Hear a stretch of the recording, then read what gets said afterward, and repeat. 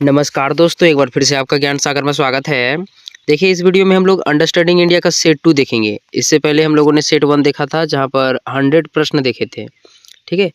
अब हम लोग क्या करेंगे, बीएससी पेपर अंडरस्टैंडिंग इंडिया का, यहाँ पर हम लोग 30 इंपॉर्टेंट क्वेश्चन देखेंगे और ये हमारा सेट 2 है। चलते हम लोग यहाँ पर देखते हैं बीएससी 1 अंडरस्टैंडिंग इंडिया का मोस्ट वीवाई क्वेश्चन जो आपके एग्जाम में आएगा। देखिए, फर्स्ट प्रश्न हमारा यहाँ पर दिया गया है, जनपद और महाजनपद का विकास किस काल में देखने को मिलता है? फिर से ध्यान से सुन लीजिएगा। पहला प्रश्न आपको यहाँ पर दिया गया है, जनपद और महाजनपद का विकास किस काल में हुआ? पहला है वैदिक काल, दूसरा है उत्तर वैदिक काल, तीसरा है मौर्य काल, चौथा है गुप्त काल। तो इसका आंसर क्या हो जाएगा? उत्तर वैदिक काल। देखिएगा, यहाँ पर ध्यान से सुनना है। जनपद और महाजनपद का विकास किस काल में हुआ? उत्तर वैदिक काल। इसके अलावा यहाँ पर मैं आपको 2 से 3 बातें बता रहा हूँ, इसको ध्यान से सुन लेना है। देखिए, जो वैदिक काल है इसको 2 भागों में बांटा गया है। पहला ऋग्वैदिक काल, ठीक है। जो वैदिक काल है इसको 2 भागों में बांटा गया है, ऋग्वैदिक काल, और दूसरा जो आपका हो जाएगा ये उत्तर वैदिक काल हो जाएगा। क्या हो जाएगा? ठीक है। तो यहाँ पर ध्यान से समझ लेना है। जो ऋग्वैदिक कालीन सभ्यता है इसका जो समय माना जाता है 1500 से 1000 ईसा पूर्व तक माना जाता है, 1500 से 1000 ईसा पूर्व तक।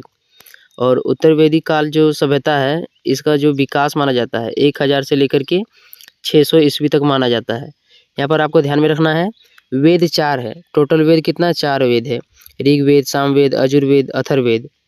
तो जो ऋग्वेद काल है इसका जो समय है 1500 से 1000 है। इस टाइम में ऋग्वेद की रचना हुई थी। और जो उत्तर वैदिक काल है इसमें जो अन्य वेद बच गया, जैसे अथर्ववेद, सामवेद, यजुर्वेद, इन तीनों वेदों का जो रचना हुआ था उत्तर वेद काल में हुआ था। तो यहाँ पर पूछा जा रहा है क्वेश्चन क्या है, जनपद और महाजनपद का विकास किस काल में हुआ? उत्तर वैदिक काल में। ठीक है, तो हो सकता है ये सब मतलब प्रश्न पूछा जाएगा, इसलिए मैंने डिटेल से बता दिया। आगे आपका यहाँ पर दिया गया है, 6ठी शताब्दी ईसा पूर्व में महाजनपदों का विकास हुआ। 6ठी शताब्दी ईसा पूर्व में ही बौद्ध धर्म का मतलब विकास हो रहा था, बौद्ध धर्म का बहुत ही जोर शोर से प्रचार हो रहा था। इसी टाइम में महाजनपद जो होते हैं इसका उल्लेख मिलते हैं। टोटल 16 महाजनपद था। कब था? तो मौर्य साम्राज्य शायद था उस टाइम में, 16 महाजनपद थे। नेक्स्ट आपको यहाँ पर प्रश्न दिया गया है, प्राचीन भारत में कुल कितने महाजनपद थे? तो इसका आंसर हो जाएगा 16। प्राचीन भारत में कुल कितने महाजनपद थे? तो 16। और सबसे बड़ा जो महाजनपद था कौन था? मगध था। ठीक है, सबसे शक्तिशाली जो जनपद था कौन था? मगध। नेक्स्ट आपको यहाँ पर दिया गया है, मौर्य साम्राज्य की स्थापना किसने की थी? मौर्य साम्राज्य की स्थापना किसने की थी आपको बताना है। इसका आंसर हो जाएगा चंद्रगुप्त मौर्य। चंद्रगुप्त मौर्य के द्वारा मौर्य सभ्यता की स्थापना की गई थी। ठीक है, आगे हम लोग यहाँ पर देख लेते हैं। नेक्स्ट आपको यहाँ पर दिया गया है, मौर्य साम्राज्य का सबसे प्रसिद्ध शासक कौन था? मौर्य साम्राज्य का सबसे प्रसिद्ध शासक कौन था? तो अशोक। जो अशोक था, ठीक है, यह मौर्य साम्राज्य का सबसे शक्तिशाली शासक माना जाता है। आगे हम लोग देख लेते हैं। नेक्स्ट आपको यहाँ पर दिया गया है, अशोक ने किस युद्ध के बाद बौद्ध धर्म को अपनाया? तो कलिंग का युद्ध। कलिंग का युद्ध मतलब कलिंग जो था, ठीक है, एक प्रकार से उस टाइम में उड़ीसा को बोला जाता था। तो जो कलिंग का जो शासक था अशोक ने क्या कर दिया था, उसको मतलब मौत के घाट उतार दिया था। और इसी के बाद इस युद्ध के बाद इतना नरसंहार हुआ था कि उन्होंने बौद्ध धर्म को अपना लिया। तो अशोक ने किस युद्ध के बाद बौद्ध धर्म को अपनाया? तो कलिंग युद्ध के बाद। ठीक है, आगे हम लोग देख लेते हैं। और जो कलिंग युद्ध हुआ था 261 ईसा पूर्व में हुआ था। ठीक, यह कितना में हुआ था इसको देखना पड़ेगा। आगे आपका यहाँ पर दिया गया है, कुषाण साम्राज्य का सबसे प्रसिद्ध शासक कौन था? कुषाण साम्राज्य का सबसे प्रसिद्ध शासक कौन था? कनिष्क। कुषाण साम्राज्य की स्थापना कुजुल कड़फिसेस के द्वारा किया गया था। कुजुल कड़फिसेस के द्वारा किया गया था। और इस साम्राज्य का जो शक्तिशाली शासक था कनिष्क था। कनिष्क के टाइम में ही सिल्क रोड की मतलब प्रचलन था। सिल्क रोड में इसका टैक्स चलता था। ठीक है, आगे आपका यहाँ पर दिया गया है, गुप्त साम्राज्य की स्थापना किसने की थी? गुप्त साम्राज्य की स्थापना किसने की थी? तो इसका आंसर क्या हो जाएगा? श्रीगुप्त। गुप्त साम्राज्य की स्थापना श्रीगुप्त के द्वारा किया गया था। ठीक है, गुप्त साम्राज्य की स्थापना किसके द्वारा किया था? गलत है, गलत है, चंद्रगुप्त प्रथम नहीं होगा।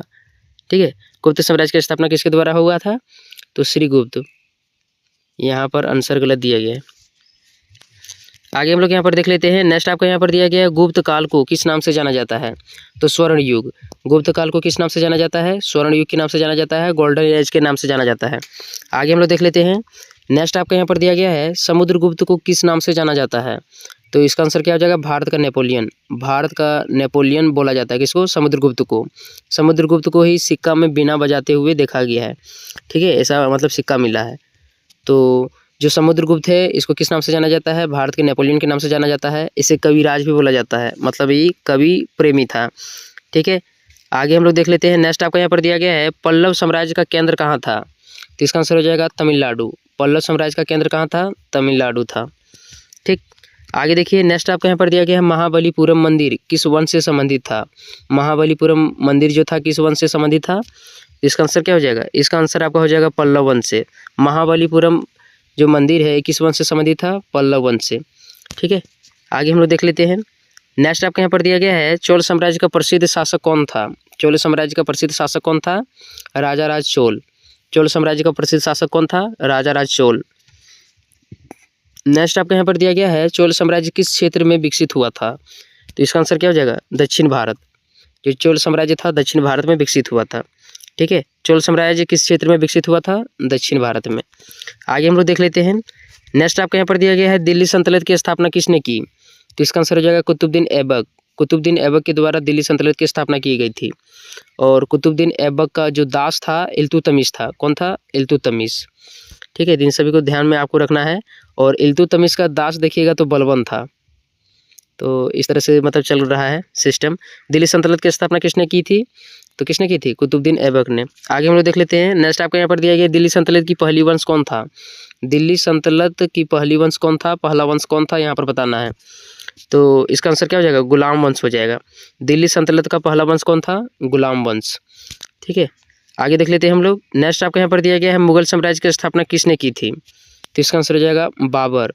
1526 में पानीपत के युद्ध में इब्राहिम लोदी को हरा करके बाबर ने मुगल साम्राज्य की स्थापना की थी। ठीक है, तो मुगल साम्राज्य की स्थापना किसने की थी? बाबर ने। आगे हम लोग देख लेते हैं। नेक्स्ट आपको यहाँ पर दिया गया है मुगल साम्राज्य का सबसे महान शासक कौन था? तो महान शासक कौन था? अकबर था। ठीक है, अकबर था। मुगल साम्राज्य का सबसे महान शासक कौन था? अकबर। आगे आपको यहाँ पर दिया गया है मराठा साम्राज्य की स्थापना किसने की? तो इसका आंसर हो जाएगा शिवाजी। शिवाजी जो हैं, ठीक है, छत्रपति शिवाजी जो है मराठा साम्राज्य की स्थापना इन्होंने ही किया था। ठीक है, कभी कभी नहीं बोला था यार, क्या बोले। नेक्स्ट आपको यहाँ पर दिया गया है विजयनगर साम्राज्य की स्थापना किसने की? विजयनगर साम्राज्य की स्थापना किसने की थी? तो दो भाई थे। कौन थे दो भाई? हरिहर और बुक्का।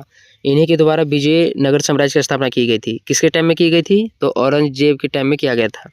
ठीक है, नेक्स्ट आपको यहाँ पर दिया गया है विजयनगर साम्राज्य का सबसे प्रसिद्ध शासक कौन था? तो इसका आंसर हो जाएगा कृष्णदेवराय प्रथम। जो तेनालीराम वाला किस्सा हम लोग सुनते हैं, कृष्णदेवराय प्रथम वही वह शासक होते हैं। यही विजयनगर साम्राज्य का सबसे प्रसिद्ध शासक था। ठीक है, तो विजयनगर साम्राज्य का सबसे प्रसिद्ध शासक कौन था? कृष्णदेवराय प्रथम, कृष्णदेवराय। आगे हम लोग देख लेते हैं यहाँ पर। नेक्स्ट आपको यहाँ पर दिया गया है सिख धर्म के संस्थापक कौन थे? पहला दिया गया है गुरु नानक, दूसरा है गुरु गोविंद सिंह, तीसरा है गुरु अर्जुन देव, चौथा है गुरु तेग बहादुर। इसका आंसर क्या हो जाएगा? गुरु नानक। जो गुरु नानक जी है सिख धर्म के क्या थे? संस्थापक थे। इन्होंने सिख धर्म की स्थापना की थी। सिख धर्म के संस्थापक कौन थे? गुरु नानक। नेक्स्ट आपको यहाँ पर दिया गया है सिख धर्म के 10वें गुरु कौन थे? तो इसका आंसर हो जाएगा गुरु गोविंद सिंह। गुरु गोविंद सिंह को सिख धर्म का 10वां गुरु माना जाता है। ठीक है, आगे हम लोग देख लेते हैं। नेक्स्ट आपको यहाँ पर दिया गया है खालसा पंथ की स्थापना किसने की? खालसा पंथ की स्थापना किसने की आपको यहाँ पर बताना है। तो इसका आंसर हो जाएगा गुरु गोविंद सिंह। गुरु गोविंद सिंह जो है, ठीक है, 10वें जो सिख हैं सिख धर्म के 10वें गुरु है। और इन्हें ही क्या बोला जाता है? इन्होंने ही खालसा पंथ की स्थापना की थी। खालसा पंथ की स्थापना किसने की थी? गुरु गोविंद सिंह के द्वारा। ठीक है, आगे हम लोग यहाँ पर देख लेते हैं। नेक्स्ट आपको यहाँ पर दिया गया है पानीपत का पहला युद्ध कब हुआ था? तो इसका आंसर हो जाएगा 1526 में। पानीपत का पहला युद्ध कब हुआ था? 1526 में हुआ था। ठीक है, 1526 में हुआ था।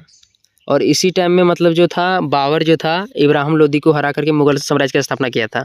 पानीपत का पहला युद्ध कब हुआ था? 1526 में। ठीक है, और दूसरा युद्ध कब हुआ था? 1556 में हुआ था। और तीसरा 1761 में। ठीक है, तो ये तीनों पानीपत का युद्ध है, प्रथम, द्वितीय और तृतीय। आगे हम लोग देख लेते हैं।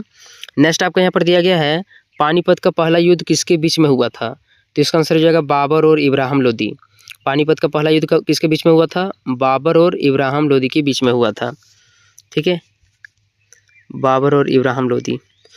अगला आपका यहाँ पर दिया गया है दिल्ली सल्तनत का अंतिम शासक कौन था? दिल्ली जो सल्तनत था इसका अंतिम शासक कौन था? तो लोदी था। ठीक, दिल्ली सल्तनत का अंतिम शासक कौन था? लोदी। आगे आपका यहाँ पर दिया गया है मुगल साम्राज्य का अंतिम शासक कौन था? तो इसका आंसर क्या हो जाएगा? बहादुर शाह जफर। जब अंग्रेज़ों के बीच में 1857 में युद्ध हुआ था, ठीक है। 1857 में जब लड़ाई हुआ और जितने भी हिंदू मुस्लिम थे सभी ने क्या है बहादुर शाह जफ़र को मतलब मुख्य नेता के रूप में माना। तो अंग्रेज़ों ने 1857 में मतलब जो भी इसका लड़ाई हो रहा था दिल्ली में, बहादुर शाह जफ़र जो था मुगल साम्राज्य का अंतिम शासक था और इनको रंगून भेज दिया गया। 1857 के युद्ध के बाद कहाँ भेज दिया गया था? रंगून। वहीं पर इसकी मृत्यु हो गई थी। रंगून कहाँ है? वर्मा में है, ठीक है। तो मुगल साम्राज्य का अंतिम शासक कौन था? बहादुर शाह जफ़र था। आगे हम लोग देख लेते हैं। आगे दिया गया है शिवाजी का राज्याभिषेक कब हुआ? इसका आंसर हो जाएगा 1674 में। 1674 ईस्वी में क्या हुआ था? शिवाजी का राज्याभिषेक हुआ था। आगे दिया गया आपका यहाँ पर मराठा राज्य की राजधानी क्या थी? पुणे, सतारा। आगे दिया गया रायगढ़, नेक्स्ट है नागपुर। तो इसका आंसर हो जाएगा रायगढ़।